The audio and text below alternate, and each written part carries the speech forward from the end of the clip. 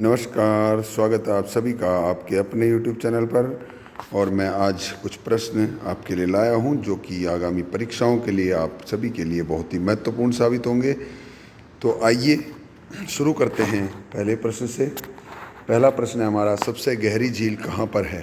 तो कौन सी है? पहले तो बैकाल झील है जो कि साइबेरिया में स्थित है।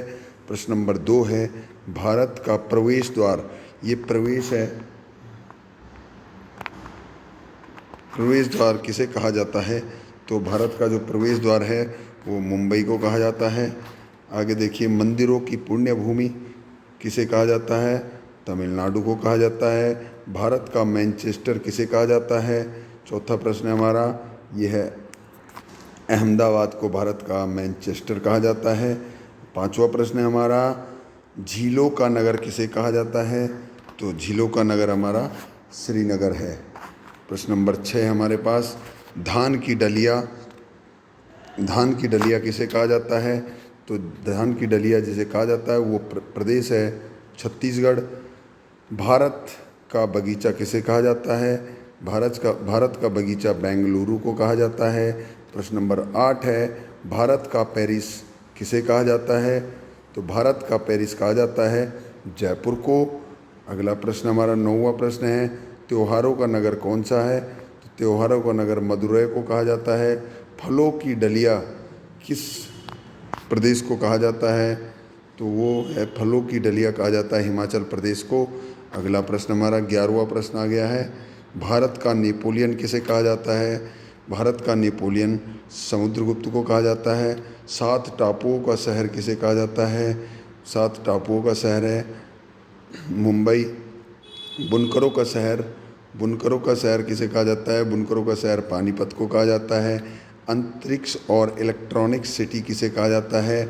अंतरिक्ष और इलेक्ट्रॉनिक सिटी बेंगलुरु को कहा जाता है, जिसे कि भारत का बगीचा भी कहा जाता है। अगला देखिए प्रश्न नंबर 15, महलों का शहर और डायमंड हार्बर किसे कहा जाता है? तो ये है कोलकाता को कहा जाता है। आइए अगले प्रश्न पे जाते हैं। फिर से वही आ गया, महलों का शहर और डायमंड हार्बर किसे कहा जाता है? कोलकाता को कहा जाता है। इस्पात नगरी किसे कहा जाता है? इस्पात नगरी जमशेदपुर को कहा जाता है। राष्ट्रीय राजमार्गों का चौराहा क्या होता है? ये जो एरिया हो गया, चौराहा हो गया, तो वो कौन सा है? वो है कानपुर। अगला प्रश्न है हमारा, दक्षिण भारत की गंगा किसे कहा जाता है? दक्षिण भारत की गंगा कावेरी को कहा जाता है।